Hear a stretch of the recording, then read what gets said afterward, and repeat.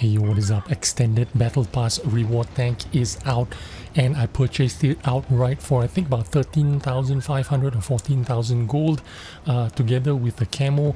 This is the Mittlere Kampfpanzer PR68 prototype. Pretty good looking tank, to be honest with you. This is my first two games. I rushed this two gameplays out for you, the first two games, and just to give you my first impression on what the tank is like. Obviously it might change over the next couple of days or over time, but my first impressions on how it handles and stuff is going to maybe help you decide if you want to get this tank or not. In terms of mobility, you can see it keeping up with all the other medium tanks. The gang, I would say, are not as quick as a Progetto or a Burrasque, but certainly not sluggish and not behind. You can see the power to weight ratio is around 16.96. Let's give it a round figure of 17. The speed, going forward 50 kilometers an hour, going forward 18 in reverse. The rotation speed is pretty good as well. The hull rotation nearly 40 degrees per second. This means, combined with the power to weight ratio, 17 power to weight ratio, this is kind of like a medium slash heavy tank, or a heavy medium tank. It is not like as quick as a T44-100 or a Progetto, obviously not that kind of agility, but not too far behind in terms of trying to keep up with them. The only issue I would say right now, for me, the biggest point here is the reload time. 14.38 seconds kind of sucks, but you get 400 alpha out of this.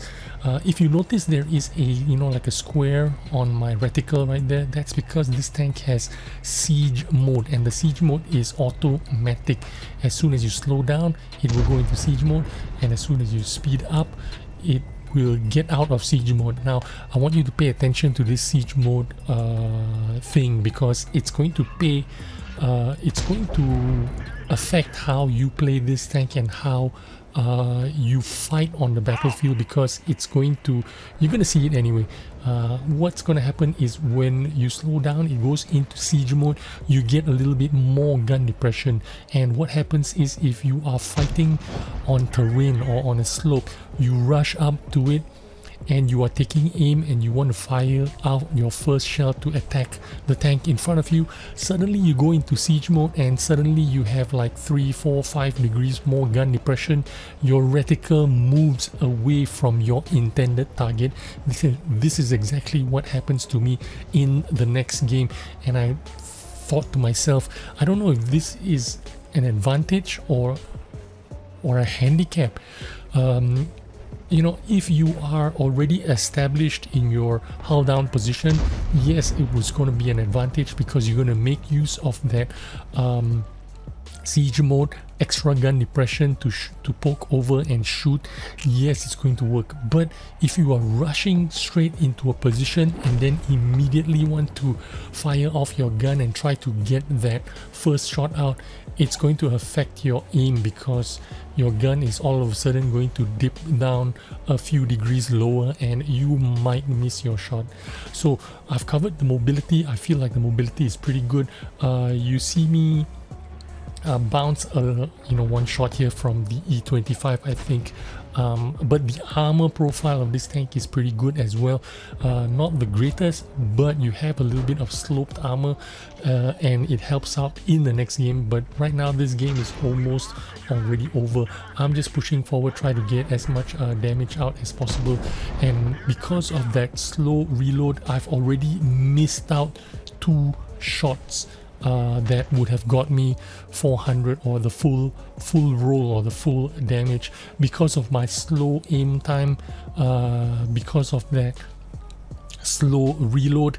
By the time I get to fire my shot, my team has already, again, you see my team fired out that shot on that GW before I could fully aim and fire out my shot, and because of that I only got 126 alpha damage on that GW Panther, and on the Jag Panther I only got 146 instead of getting my full 400 that I thoroughly feel like I deserved. But anyway, this game is pretty quick, 5-minute game. Most World of Tanks games are like this now, and I think out of everything that's going on, this is the biggest downside of the gameplay as far as I can tell. The quick turnovers mean that games last 5 minutes, 7 minutes, very quick, and they're over. So in my opinion, mobility is very important in any kind of tank you pick in 2023, because if you want to get into the action, you want to get some damage, you want to get get to fighting, get to shooting your gun, making use of your armor or whatever, you need something with a little bit of mobility, just because games are just so quick, and this tank has that covered for you. It has a little bit of speed, it has a little bit of mobility, gets you to where the action is. Even though it's a 5-minute game, I still managed to duke out and get 2000 damage, so it's not too bad for me for a first game. Still getting used to the tank. This is in Mannerheim line. There are already a couple of other Mittlere tanks. One is with me, another one is on the enemy team if I'm not mistaken. We're going to take a look at the tank modeling here for a moment and just admire the shape. It looks a lot like a modern tank. It looks a little bit like an Abrams. It looks a little bit like, you know, a modern tank that has all these sharp edges. All the Challengers, the French tanks, the Abrams, they all have sharp edges, and this is just like, you know, one of those modern looking tanks. Pretty cool looking. Apparently when you get shot in this tank, you know, there is like a blue kind of like electricity thing going on, but you can see where the future of World of Tanks is going as far as game design and modeling goes. This is the first of its kind of like a space age kind of tank. Although they're making it kind of like a special reward kind of tank, it's not like widely available to everyone, but with the amount of 3D styles and crazy skins going on nowadays, you can see that we are going to be heading in this direction. A lot of futuristic looking tanks, perhaps. We'll see what happens. My main concern is how is all this going to affect the essence of this game. You know, this game is World War II and Cold War tanks basically, and I feel like we are going in a direction where it's going to change this the feel of this game. Instead of World War II and Cold War tanks, you're moving into something that is uncharted and unknown. So we'll see what happens. How is this going to be received by the community? Here I was talking to you about that siege mode reticle. You see that in this occasion it's going to be some kind of a disadvantage, because as I'm moving forward and I'm trying to take aim at this guy, I'm trying to snapshot at him, my siege mode comes on, and then it cuts in and cuts out at the, you know, not a good time, and it delays my shot firing time.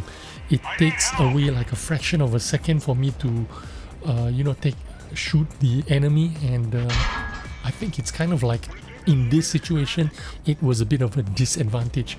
If I was already hunkered down and I'm not moving much, I feel like it would be pretty good.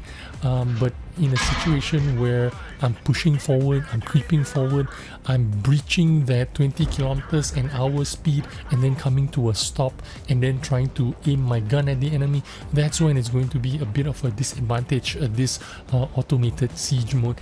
But you know, I don't know what to say. I feel like sometimes it can be good for you, sometimes maybe it's not so good for you. But here, the disadvantage of this tank is that slow reload. That slow reload is definitely a disadvantage here. But that 400 alpha does, I don't know if it makes up for it, but you definitely need that 400 alpha. I would rather they take away that 400 alpha and give me a quicker reload. You know, I don't mind 340 alpha maybe. I don't mind as long as I have, if I can shave off 5 seconds, 4 seconds off this reload, it becomes a 10-second gun or something like that with a 340 alpha. I think this tank would be definitely more fun. But if I'm gonna say if this tank is worth it or not on the basis of the modeling and the looks itself, I would say yes. It looks freaking cool. The gun fires pretty cool. Mobility is playable. It does not make this a chore to play. It pretty fun to play, I would say, but that reload is what's holding it back, making it less competitive. Yeah, but other than that, you know, I would just get this tank just because of the way it looks. The way it performs is secondary. To have a part of this as a, you know, a part of the, how would you say, the progression of World of Tanks, the way this tank is going forward. Here you're gonna see my reticle going into siege mode. I miss that fraction of a second to aim, and then I rush that shot when that reticle comes up to his lower plate, and then it does not pan, and that was a disadvantage there. And because of that, well, I don't want to blame it completely because of that, but it is because of that that I died there. But anyway, still not a bad second game. I'm not going to, you know, get mad about it. 2400 damage, blocked a bunch of damage in this game, so 1900 blocked, so the armor held up a little bit. I wonder what you think about this tank. Let me know, and I'll see you on the next video. Bye.